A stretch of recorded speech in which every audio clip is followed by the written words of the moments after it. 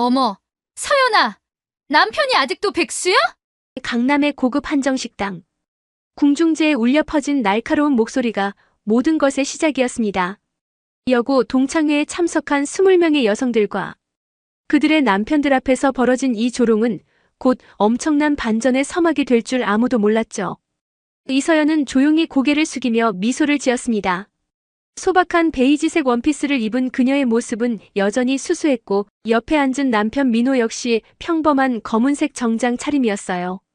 다른 동창들과 그들 남편들의 화려한 명품 옷차림과는 확연히 대조되는 모습이었죠. 궁중제의 호화로운 인테리어가 더욱 그들의 소박함을 부각시켰습니다. 천장까지 뻗은 대형 한지, 조명과 금박으로 장식된 병풍, 테이블마다 놓인 고급 자개장식품들 사이에서 서연 부부만 유독 어울리지 않아 보였어요. 아직 일자리를 못 구하셨나 봐요? 의사 남편을 둔 박유미가 가식적인 동정을 표하며 말했습니다. 그녀의 남편은 강남에서 성형외과를 운영하는 박상철로 수천만 원짜리 롤렉스를 차고 있었어요. 그는 민호를 위아래로 훑어보며 비웃는 듯한 표정을 지었습니다. 아니에요. 작은 인쇄소를 운영하고 있어요. 서연이 조심스럽게 대답했습니다. 그녀는 남편의 진짜 정체를 아무도 모른다는 사실을 속으로만 간직하고 있었어요. 민호가 평소 얼마나 검소하게 생활하며 자신의 정체를 철저히 숨겨왔는지 잘 알고 있었거든요. 인쇄소라고? 대기업 임원의 아내인 최진영이 코웃음을 쳤습니다. 요즘 시대의 인쇄소라니 정말 시대착오적이네요. 우리 남편은 대기업 상무인데. 그녀는 자신의 에르메스 가방을 일부러 테이블 위에 올려놓으며 과시했어요. 분위기가 급격히 싸늘해지기 시작했습니다. 동창들은 서로 눈짓을 주고받으며 서연 부부를 품평하기 시작했어요. 마치 구경거리를 보듯 하는 시선들이었죠. 웅성거리는 소리가 점점 커졌고 노골적으로 수군거리는 소리까지 들렸습니다. 저 남자 정말 별 볼 일 없어 보여. 한 남편이 다른 남편에게 속삭였지만 일부러 들리게 말하는 것 같았어요. 서연이도 참 왜 저런 남자랑 결혼했을까? 또 다른 동창이 고개를 저으며 말했습니다. 서연이 남편분 나이가 어떻게 되세요? 법무법인 대표의 아내인 김영숙이 건방진 톤으로 물었습니다. 그녀의 말투에는 이미 상대를 무시하는 기색이 역력했어요. 신둘이에요. 민호가 담담하게 대답했습니다. 그의 목소리는 여전히 차분했고 전혀 위축되지 않았어요. 오히려 조용한 위험이 느껴질 정도였지만 동창들은 그런 것까지 눈치챌 리 없었죠. 신둘의 인쇄소 운영이라니. 영숙이 혀를 차며 고개를 저었습니다. 우리 남편은 신에 이미 임원이 됐는데 인생이 참 다르네요. 성공하는 사람과 그렇지 않은 사람의 차이가 이렇게 극명하다니. 동창들의 남편들도 민호를 힐끔힐끔 쳐다보기 시작했습니다. 그들의 눈에는 우월감과 경멸이 섞여 있었어요. 성공한 자신들과 비교해 초라해 보이는 민호를 보며 우쭐해하는 기색이 역력했죠. 어떤 이는 아예 대놓고 코웃음을 쳤고 또 어떤 이는 고개를 젓는 모습을 과시하듯 보였습니다. 그래도 일은 하고 계시잖아요. 서연이 남편을 감싸며 말했지만 목소리가 점점 작아졌습니다. 동창들의 반응이 너무 차가웠거든요. 일이라고 할 수 있나? 유미가 비웃으며 큰 소리로 말했습니다. 요즘 인쇄소가 얼마나 힘든데 거의 폐업 직전이겠어요. 디지털 시대의 종이 인쇄라니 정말 시대를 못 따라가시는군요. 공기가 점점 무거워졌고 서연 부부를 향한 시선들이 노골적으로 변하기 시작했습니다. 하지만 아무도 몰랐어요. 이 조용하고 수수한 남자가 누구인지를. 그리고 곧 이들의 오만함이 얼마나 큰 충격으로 되돌아올지를. 도대체 이 동창들은 왜 이렇게 서연 부부를 무시하는 걸까요? 그리고 이 평범해 보이는 남편에게는 어떤 놀라운 비밀이 숨겨져 있을까요? 이야기를 끝까지 보시고 댓글로 여러분의 생각을 들려주세요. 구독과 좋아요는 더 좋은 이야기를 만드는 큰 힘이 됩니다. 이서연 49살. 평범한 여고 졸업 후 대학을 나와 작은 회사에서 일하다가 결혼과 함께 직장을 그만둔 평범한 주부였습니다. 지금은 집에서 틈틈이 번역일을 하며 소소한 용돈을 벌고 있었죠. 화려하지도 세련되지도 않은 그녀였지만 온화한 성품과 따뜻한 마음씨를 가진 여성이었어요. 남편 김민호는 52살로 겉으로 보기에는 정말 평범한 중년 남성이었습니다. 키도 보통이고 외모도 특별할 것 없어 보였어요. 늘 검소한 옷차림을 고집했고 명품이나 비싼 물건에는 관심이 없었죠. 말수도 적고 조용한 성격이라 사람들 앞에서는 거의 말을 하지 않았습니다. 저희는 정말 평범하게 살고 있어요. 서연이 동창들의 시선을 의식하며 조심스럽게 말했습니다. 실제로 그들의 일상은 정말 소박했어요. 민호는 매일 아침 7시에 집을 나가 저녁 늦게 돌아왔고 주말에는 집에서 독서를 하거나 서연과 함께 동네 산책을 하는 게 전부였거든요. 평범하다는 게 좋은 건가요? 그 건축사 남편을 둔 이미선이 비꼬듯 물었습니다. 요즘 같은 경쟁 사회에서 평범하다는 건 뒤처진다는 뜻 아닌가요? 다른 동창들이 웃음을 터뜨렸습니다. 그들에게는 평범함이 곧 실패를 의미하는 것 같았어요. 모두들 성공한 남편을 둔 것을 자랑스러워했고 자신들의 삶이 얼마나 윤택한지 과시하고 싶어 했거든요. 우리는 작년에 강남에 50평 아파트 샀어요. 증권회사 지점장의 아내인 정혜진이 자랑스럽게 말했습니다. 시세가 벌써 5억 올랐다니까요? 우리도 청담동에 땅 하나 샀는데 투자용이에요. 또 다른 동창이 끼어들었습니다. 마치 경쟁하듯 자신들의 부를 과시하는 모습이었어요.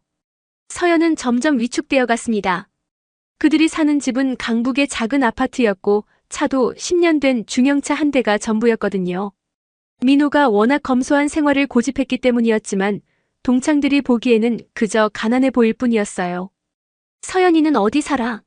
유미가 알면서도 묻는 듯한 톤으로 물었습니다. 이미 다른 동창에게서 들어서 알고 있었거든요. 강북이에요. 노원구 쪽에. 서연이 작은 목소리로 대답했습니다. 아, 강북이구나. 동창들 사이에서 실망의 한숨이 나왔어요. 그들에게 강북은 곧 낙후된 지역을 의미했고 성공하지 못한 사람들이 사는 곳이라는 편견이 있었거든요. 민호는 여전히 조용히 앉아 있었습니다. 동창들의 시선이 자신을 향해 쏟아지는 것을 알고 있었지만 전혀 개의치 않는 듯했어요. 오히려 그들의 허영심 가득한 대화를 듣고 있노라니 안쓰럽다는 표정마저 지었습니다. 민호 씨는 정말 말이 없으시네요. 상철이 도발적으로 말했습니다. 혹시 할 말이 없으신 건 아니죠? 특별히 할 말이 없어서요. 민호가 담담하게 대답했습니다. 그의 목소리에는 여전히 흔들림이 없었어요. 하지만 동창들에게는 이런 태도가 더욱 거슬렸습니다. 요즘 인쇄소 경기는 어때요? 진영의 남편이 핀잔을 주듯 물었습니다.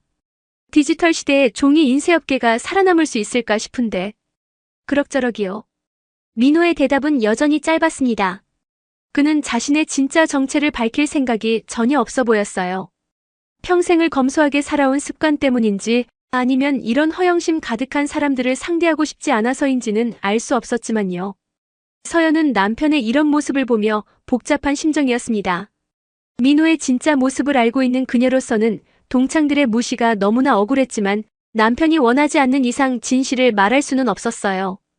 그저 이 어색한 시간이 빨리 지나가기만을 바랄 뿐이었습니다. 동창들의 시선은 점점 더 차가워져 갔고 분위기는 더욱 서늘해졌습니다. 하지만 아무도 예상하지 못했어요.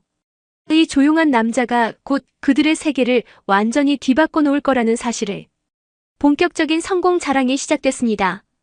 동창들은 마치 약속이라도 한 듯 자신들의 남편과 생활을 과시하기 시작했어요. 서연 부부의 소박한 모습이 그들의 우월감을 더욱 자극한 것 같았습니다. 우리 남편은 작년에 또 승진했어요. 이제 대리에서 상무로 올라갔어요. 진영이 자랑스럽게 말했습니다. 연봉도 2억 넘었고요. 요즘 회사에서 정말 인정받고 있어요. 우와, 대단하다. 다른 동창들이 부러워하는 목소리로 화답했습니다. 그들의 시선은 자연스럽게 민호에게로 향했어요. 마치 당신은 어떠냐고 묻는 듯한 도전적인 눈빛이었죠. 우리는 이번에 제주도에 펜션을 하나 샀어요. 혜진이 흥미진진하게 말했습니다. 투자 겸 휴양지로 쓸 생각이에요. 바다가 한눈에 보이는 최고 위치거든요. 부럽다 정말. 우리도 부동산 투자 좀 해야겠어요. 대화는 점점 더 화려해졌습니다. 해외여행 이야기, 자녀 교육비 이야기, 명품 쇼핑 이야기까지. 모든 것이 돈과 연결된 자랑이었어요. 그들에게는 성공의 척도가 오직 물질적 풍요로움 뿐인 것 같았습니다. 서연이는 요즘 여행 다녀? 미선이 일부러 묻는 듯한 톤으로 물었습니다. 이미 답을 알고 있는 질문이었어요. 못 다녔어요. 바빠서요. 서연이 어색하게 웃으며 대답했습니다. 실제로는 민호가 여행에 큰 관심이 없었고 검소한 생활을 선호했기 때문이었지만 그런 사정을 설명할 수도 없었죠. 아, 그러시구나. 인쇄소 일이 바쁘시겠네요. 상철이 비웃듯 말했습니다. 요즘 그런 업계가 워낙 힘드니까 쉴 틈도 없으시겠어요.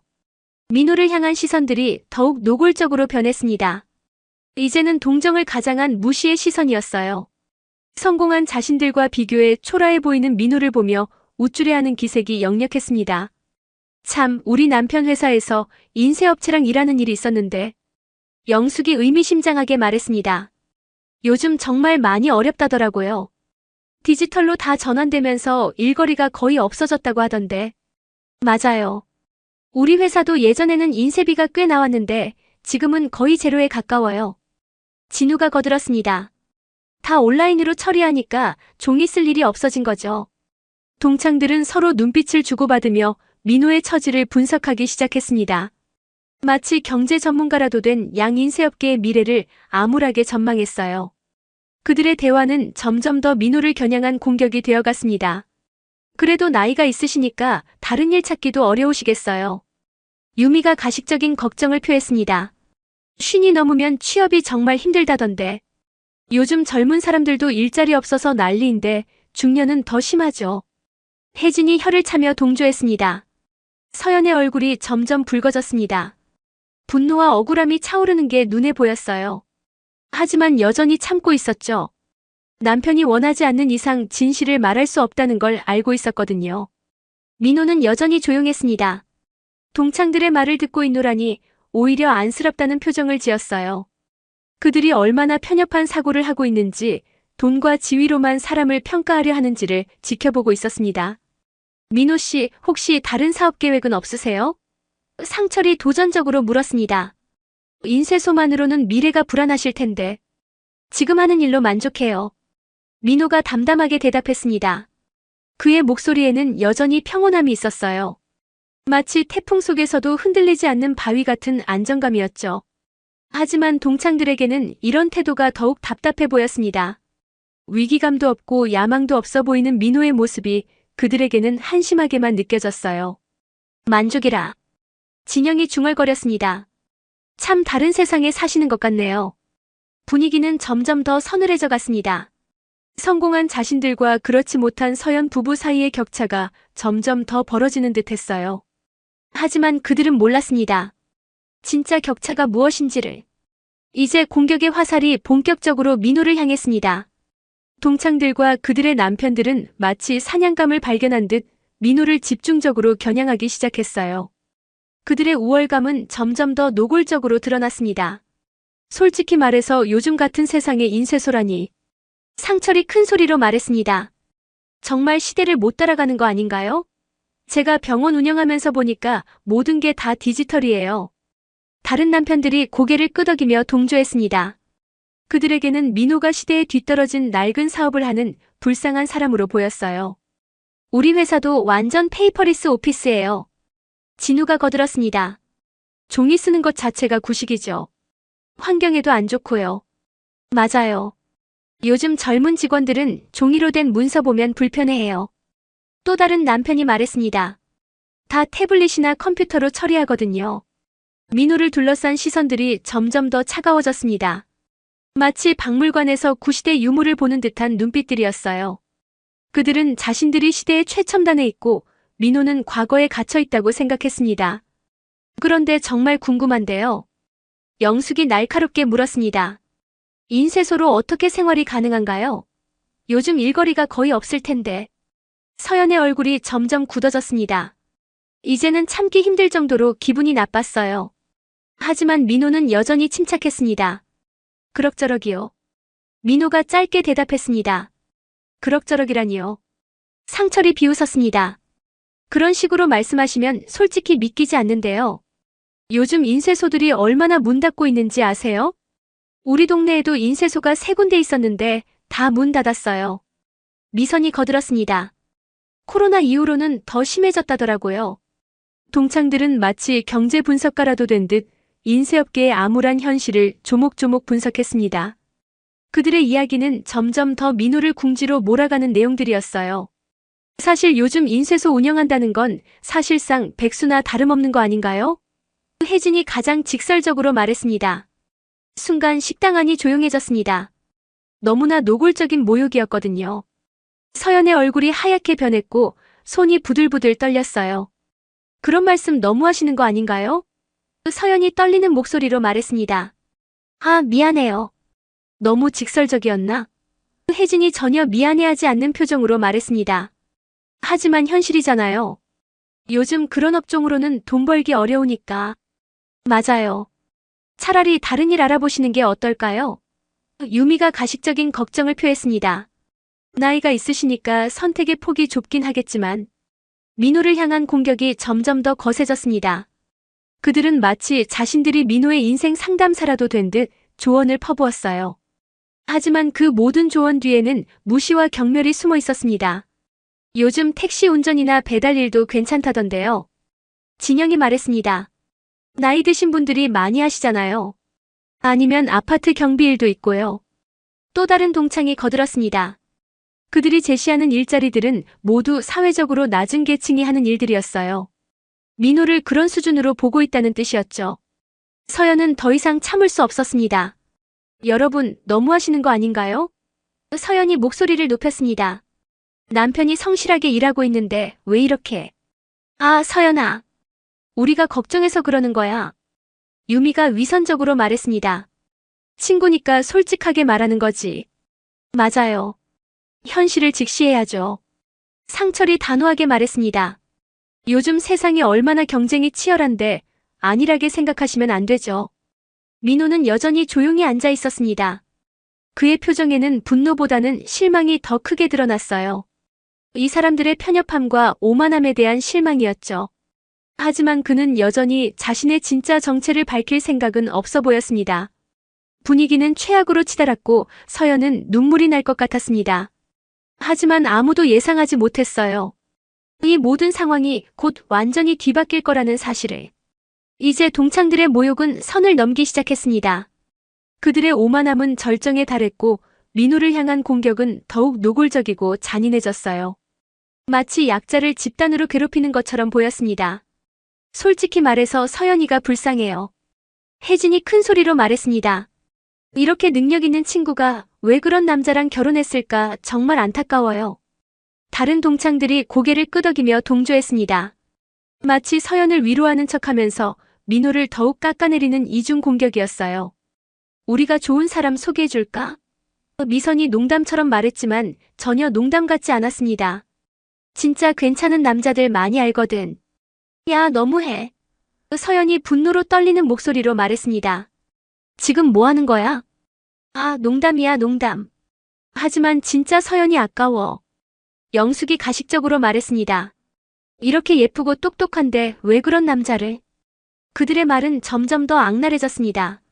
이제는 민호의 인격 자체를 공격하기 시작했어요. 외모부터 능력, 미래 전망까지 모든 것을 깎아내렸습니다. 저런 남자랑 사는 게 행복할까? 유미가 서연에게 직접 물었습니다. 솔직히 미래가 보여? 애들 교육비는 어떻게 할 거고? 아이들 없어요. 서연이 작은 목소리로 대답했습니다. 아, 그래? 그나마 다행이네. 진영이 섬뜩하게 말했습니다. 저런 무능한 아버지 밑에서 자랄 애들 생각하면 서연이 벌떡 일어섰습니다. 더 이상 참을 수 없었거든요. 눈에는 분노의 눈물이 고였고 온몸이 떨리고 있었어요. 그만해. 서연이 소리쳤습니다. 도대체 왜 이래? 우리가 뭘 잘못했다고. 아, 서연아. 진정해. 유미가 위선적으로 달랬습니다. 우리가 나쁜 뜻에서 그러는 게 아니라 나쁜 뜻이 아니라고. 서연의 목소리가 더욱 높아졌습니다. 지금까지 한 말들이 나쁜 뜻이 아니라고. 동창들의 남편들은 이 상황을 즐기는 듯 했습니다. 마치 재미있는 구경거리를 보는 것처럼 웃음을 참고 있었어요. 그들에게는 이 모든 상황이 하나의 엔터테인먼트였던 것 같았습니다. 서연이 남편분 아무 말씀 없으시네요. 상철이 도발적으로 말했습니다. 부인이 이렇게 화내는데 뭔가 해명이라도 하셔야 하는 거 아닌가요? 민호가 천천히 고개를 들었습니다. 그의 눈빛에는 여전히 평온함이 있었지만 뭔가 다른 기색도 보였어요. 마치 오랫동안 참아온 무언가가 한계에 다다른 것 같았습니다. 할 말이 없으세요? 진우가 계속해서 자극했습니다. 사업도 안 되고 미래 계획도 없고 부인만 고생시키고 남자로서 부끄럽지 않으세요? 정말 답답하네요. 혜진이 혀를 찼습니다. 이런 무기력한 남자는 처음 봐요. 이래서 여자가 고생하는 거죠. 서연의 눈에서 눈물이 떨어지기 시작했습니다. 분노와 굴욕감이 뒤섞인 눈물이었어요. 평생 이렇게 모욕적인 상황을 경험해 본 적이 없었거든요. 우리 이제 그만 갈까? 서연이 떨리는 목소리로 민호에게 말했습니다. 더 이상 여기 있고 싶지 않아. 가시면 되죠. 영숙이 비꼬듯 말했습니다. 어차피 우리랑은 수준이 다르시니까. 맞아요. 애초에 여기에 어울리지 않았어요. 미선이 거들었습니다. 그들의 모욕은 끝이 없었습니다. 마치 약한 자를 괴롭히는 것에서 쾌감을 느끼는 듯 했어요. 성공한 자신들과 실패한 민호 부부 사이의 격차를 과시하며 우월감에 빠져 있었습니다. 하지만 그들은 몰랐습니다. 지금까지의 모욕이 곧 자신들에게 그대로 되돌아올 거라는 사실을. 그리고 이 조용한 남자가 누구인지 알게 되는 순간 지금까지의 오만함이 얼마나 큰 실수였는지 깨닫게 될 거라는 것을. 민호의 표정에 미묘한 변화가 스쳤습니다. 더 이상 참을 필요가 없다는 듯한 결심이 보였어요. 드디어 진실이 밝혀질 순간이 다가오고 있었습니다. 바로 그때 민호의 휴대폰이 울렸습니다. 조용했던 식당에 벨소리가 울려 퍼지자 모든 이의 시선이 그에게 집중됐어요. 민호는 잠시 화면을 확인하더니 자리에서 일어났습니다. 잠깐만요. 급한 전화라서. 민호가 조용히 말하며 자리를 벗어났습니다. 동창들은 그의 뒷모습을 보며 수군거렸어요. 급한 전화라니 인쇄소에 무슨 급한 일이 있을까? 상철이 비웃었습니다. 아마 거래처에서 연락 온 거 아닐까? 요금 독촉이나. 진우가 악의적으로 추측했습니다. 하지만 서연은 뭔가 이상함을 느꼈습니다. 민호가 전화를 받을 때의 표정이 평소와 달랐거든요. 좀 더 진지하고 무게감 있는 모습이었어요. 그리고 전화를 받으며 나가는 걸음걸이도 달랐습니다. 여보세요. 민호의 목소리가 복도에서 들렸습니다. 동창들은 귀를 기울여 들었지만 내용은 잘 들리지 않았어요.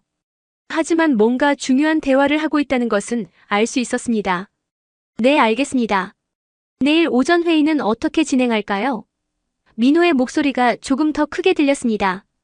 동창들이 서로 눈빛을 주고받았습니다. 회의라는 단어가 의외였거든요. 인쇄소를 운영하는 사람이 무슨 회의를 할까 궁금해졌어요. 이사님들께 보고드려야 할 사안인가요? 민호의 말이 또 들렸습니다. 이사님들이라는 단어에 동창들이 고개를 갸웃했습니다. 작은 인쇄소에 이사가 있을 리 없었거든요. 뭔가 이상하다는 생각이 들기 시작했어요. 네, 주주총회 안건도 검토해 보겠습니다. 민호의 목소리가 계속 들렸습니다. 주주총회라는 말에 동창들의 표정이 변하기 시작했습니다. 이건 명백히 대기업에서나 쓰는 용어였거든요. 작은 인쇄소와는 전혀 어울리지 않는 말이었어요. 서연은 남편의 전화 내용을 들으며 복잡한 심정이었습니다. 드디어 진실이 드러날 때가 온 것 같았거든요. 민호가 오랫동안 숨겨온 정체가 밝혀지는 순간이 다가오고 있었어요. 내일 금융당국 관계자들과의 미팅은 몇 시로 잡혀 있나요? 민호의 말이 또 들렸습니다. 금융당국 관계자라는 말에 동창들의 얼굴이 완전히 굳었습니다. 이건 절대 인쇄소 사장이 할 수 있는 대화가 아니었거든요. 뭔가 큰 착각을 하고 있었다는 생각이 들기 시작했어요. 부회장님께는 제가 직접 보고드리겠습니다. 민호의 목소리가 한 번 더 들렸습니다. 부회장님이라는 말에 모든 동창이 얼어붙었습니다. 이제는 확실했어요. 민호가 단순한 인쇄소 사장이 아니라는 것이. 하지만 정확히 무엇인지는 아직 알 수 없었죠. 상철이 당황스러운 표정으로 다른 동창들을 바라봤습니다. 지금까지 자신들이 무시하고 조롱했던 그 남자가 알고 보니 뭔가 대단한 사람일 수도 있다는 생각이 들었거든요. 혹시 유미가 떨리는 목소리로 말했습니다. 우리가 뭔가 착각한 건 아닐까? 설마. 진영이 창백해진 얼굴로 중얼거렸습니다. 그런 일이 있을 리가. 하지만 증거는 계속 나타났습니다. 민호의 전화 내용은 명백히 대기업 임원급이 아니면 할 수 없는 대화였거든요. 그들의 오만함은 점점 불안감으로 바뀌어 갔어요. 서연은 동창들의 변해가는 표정을 지켜보며 복잡한 심정이었습니다. 그동안 받은 모욕이 억울하기도 했지만 곧 벌어질 일이 걱정되기도 했어요. 진실이 밝혀지면 지금까지의 상황이 완전히 뒤바뀔 텐데 그 충격이 얼마나 클지 가늠할 수 없었거든요. 민호의 전화가 끝났습니다. 그가 다시 자리로 돌아오는 발걸음 소리가 들렸어요. 동창들은 모두 긴장한 표정으로 그를 바라봤습니다. 뭔가 큰일이 벌어질 것 같은 예감이 들었거든요. 민호가 자리로 돌아왔을 때 분위기는 완전히 달라져 있었습니다. 동창들의 표정에는 불안과 당황이 역력했어요. 지금까지의 자신감은 온데간데 없고 뭔가 큰 실수를 했다는 직감이 들었거든요. 죄송해요. 회사 일이라서. 민호가 담담하게 말하며 자리에 앉았습니다. 하지만 이제 그의 말 한마디 한마디가 다르게 들렸어요. 회사 일이요? 상철이 조심스럽게 물었습니다. 아까의 거만함은 완전히 사라진 상태였어요. 어떤 회사시죠? 민호가 잠시 망설이는 듯 했습니다. 그리고 서연을 바라봤어요. 마치 이제 숨길 필요가 없다는 듯한 눈빛이었죠. 실은 민호가 입을 열기 시작했습니다. 인쇄소는 제가 취미로 하는 일이고요. 동창들이 숨을 죽이고 기다렸습니다. 이제부터 나올 말이 모든 것을 결정할 것 같았거든요. 제 본업은 따로 있습니다. 민호가 계속 말했습니다. 한국전자그룹에서 일하고 있어요. 한국전자그룹이요? 진우가 떨리는 목소리로 물었습니다. 국내 최대 전자기업 중 하나였거든요. 네. 거기서 명예회장직을 맡고 있습니다. 민호가 조용히 말했습니다. 순간 식당 안이 쥐 죽은 듯 조용해졌습니다. 누구도 말을 할 수 없었어요. 명예회장이라는 말이 머릿속에서 맴돌았지만 쉽게 받아들여지지 않았거든요. 명예회장이라고 하셨나요? 유미가 간신히 입을 열었습니다. 목소리가 겨우 나올 정도로 충격받은 상태였어요. 네. 한국전자그룹 명예회장 김민호입니다. 민호가 공식적으로 자신을 소개했습니다. 동창들의 얼굴이 하얗게 변했습니다. 한국전자그룹 명예회장이라면 국내 최고 기업인 중 한 명이었거든요. 그런 사람을 지금까지 백수라고 조롱했다니 상상만 해도 끔찍했어요. 그럴 리가. 혜진이 중얼거렸습니다. 한국전자그룹 명예회장이 왜 인쇄소를? 인쇄소는 제 아버지께서 하시던 일이에요. 민호가 설명했습니다. 아버지 돌아가신 후에도 그분의 뜻을 기리기 위해 계속 운영하고 있습니다. 물론 직접 관리하지는 않고요. 서연이 조용히 말했습니다. 여러분들께 말씀드리고 싶었지만 남편이 평소에 자신의 정체를 밝히는 걸 좋아하지 않아서요. 동창들은 서로의 얼굴을 바라봤습니다. 지금까지 한 모든 말들이 떠올랐어요. 백수라고 조롱한 것, 무능하다고 비웃은 것, 다른 일을 알아보라고 한 것들이 모두 기억났죠. 상철의 손이 덜덜 떨리기 시작했습니다. 한국전자그룹 명예회장이면 자신의 병원 건물 소유주일 수도 있었거든요. 실제로 한국전자그룹은 부동산 사업도 활발하게 하고 있었어요. 그런데 왜? 영숙이 떠듬거리며 물었습니다. 왜 말씀을 안 해주셨어요? 특별히 말할 이유가 없었거든요. 민호가 담담하게 대답했습니다. 그리고 사람들이 제 직책을 알면 진짜 모습보다는 그 지위만 보게 되니까요. 오늘처럼요. 마지막 말이 날카로운 비수처럼 동창들의 가슴을 찔렀습니다. 지금까지 자신들이 얼마나 편견에 사로잡혀 있었는지 깨달았거든요. 겉모습만 보고 사람을 판단했던 자신들의 모습이 부끄러워졌어요. 진영이 갑자기 일어나더니 민호에게 고개를 숙였습니다. 죄송합니다. 정말 죄송합니다. 다른 동창들도 하나둘씩 일어나 사과하기 시작했습니다. 아까까지의 오만함은 온데간데 없고 이제는 모두 공손한 모습이었어요. 하지만 너무 늦었습니다. 이미 모든 것이 드러났고 그들의 진짜 모습도 다 보인 상태였거든요. 민호는 여전히 조용한 표정으로 그들의 사과를 받고 있었지만 그의 눈빛에는 실망이 가득했습니다. 사과는 이제 시작에 불과했습니다. 동창들의 태도는 180도 완전히 바뀌었어요. 아까까지 무시와 조롱으로 가득했던 그들이 이제는 굽신거리며 아부를 시작했습니다. 회장님, 정말 죄송합니다. 상철이 거의 절을 하다시피 하며 말했습니다. 제가 정말 무례했습니다. 용서해주세요. 저도 너무 죄송해요. 유미가 울먹이며 말했습니다. 제가 정말 몰라서 그랬어요. 한국전자그룹 명예회장님이실 줄 어떻게 알았겠어요? 하지만 민호의 표정은 여전히 차가웠습니다. 그들의 갑작스러운 변화가 오히려 더 실망스러워 보였어요. 진정성이 없는 사과라는 게 너무 뻔히 보였거든요. 회장님, 혹시 저희 회사랑 거래할 일 있으시면 언제든 연락 주세요. 진우가 명함을 꺼내며 말했습니다. 최대한 좋은 조건으로 해드리겠습니다. 저희 병원도 마찬가지입니다. 상철이 거들었습니다. VIP 진료 서비스 해드릴 수 있어요. 동창들은 앞다투어 자신들의 사업체를 홍보하기 시작했습니다. 아까까지 민호를 무시하던 바로 그 입으로 이제는 아부를 하고 있었어요. 그 모습이 너무나 추악해 보였습니다. 회장님, 부인께도 정말 죄송해요. 혜진이 서연에게 고개를 숙였습니다. 제가 너무 함부로 말씀드렸어요. 네, 저도요. 영숙이 거들었습니다. 정말 죄송합니다. 회장님, 부인께서 얼마나 기분 나쁘셨을까요? 서연은 그들의 변한 모습을 보며 씁쓸한 웃음을 지었습니다.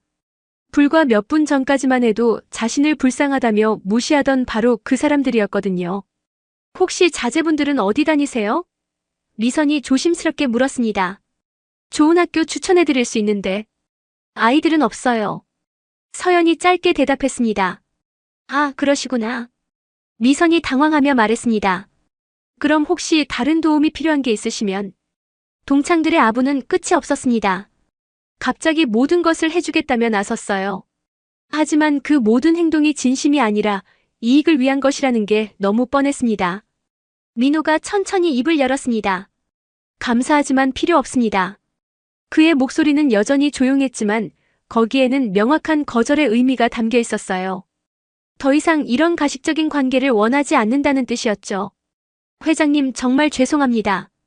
진영이 또다시 사과했습니다. 저희가 정말 잘못 생각했어요. 잘못 생각한 게 아니라 원래 그런 거 아닌가요? 민호가 날카롭게 말했습니다. 제가 정말 인쇄소만 하는 사람이었다면 계속 그렇게 대했을 거잖아요. 동창들이 할 말을 잃었습니다. 너무나 정확한 지적이었거든요. 민호의 진짜 정체를 몰랐다면 끝까지 무시했을 게 뻔했으니까요. 사람을 지위로만 평가하는 여러분들 모습을 보니 정말 실망스럽네요. 민호가 계속 말했습니다. 제가 명예회장이라서 갑자기 존경하시는 건가요? 아니면 진짜 저라는 사람을 존중하시는 건가요? 아무도 대답할 수 없었습니다. 답이 너무 뻔했거든요. 그들이 갑자기 태도를 바꾼 이유는 오직 민호의 지위 때문이었으니까요. 저는 평생 검소하게 살려고 노력해왔습니다. 민호가 말했습니다. 돈이나 지위로 사람을 평가하지 않으려고 했고요. 하지만 오늘 여러분을 보니 그런 가치관이 얼마나 희귀한 것인지 알겠네요. 그의 말 한마디 한마디가 동창들의 가슴을 찔렀습니다. 지금까지 자신들이 얼마나 속물적이었는지 깨닫게 되었거든요. 서연이 조용히 일어났습니다. 이제 집에 가요. 그녀도 더 이상 이 자리에 있고 싶지 않았어요. 민호도 자리에서 일어났습니다. 동창들은 그들을 붙잡으려 했지만 소용없었어요. 이미 모든 게 끝난 상황이었거든요.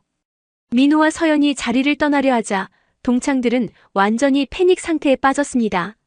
한국전자그룹 명예회장을 이런 식으로 보낼 수는 없었거든요. 그들에게는 이것이 인생 최대의 위기처럼 느껴졌어요. 회장님, 잠깐만요. 상철이 다급하게 외쳤습니다. 정말 죄송합니다. 한 번만 더 기회를 주세요. 다른 동창들도 앞다투어 붙잡으려 했어요. 그들의 얼굴에는 절망과 후회가 가득했습니다. 평생에 한 번 올까 말까 한 기회를 자신들의 어리석음으로 놓쳐버린 것 같았거든요. 제발 한 번만 용서해주세요. 유미가 울먹이며 말했습니다. 저희가 정말 잘못했어요. 다시는 이런 일 없을 거예요. 하지만 민호의 표정은 변하지 않았습니다. 오히려 더욱 실망스러운 눈빛을 보였어요. 이제 와서 하는 사과가 얼마나 공허한지 너무나 잘 알고 있었거든요. 여러분이 진짜 후회하는 건 저를 무시한 것 때문인가요? 민호가 조용히 물었습니다.